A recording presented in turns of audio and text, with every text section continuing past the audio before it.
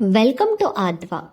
February ಅಂದ ತಕ್ಷಣ ತುಂಬ ಜನರಿಗೆ ನೆನಪಾಗೋದು ಮಂತ್ ಆಫ್ ಲವ್ ಅಂತ. ಬಟ್ ಮೋಡೀಸ್ ರಿಪೋರ್ಟ್ ಪ್ರಕಾರ ರೊಮ್ಯಾನ್ಸ್ ಸ್ಕ್ಯಾಮ್ಸ್ ಜಾಸ್ತಿ ಆಗ್ತಿದೆ.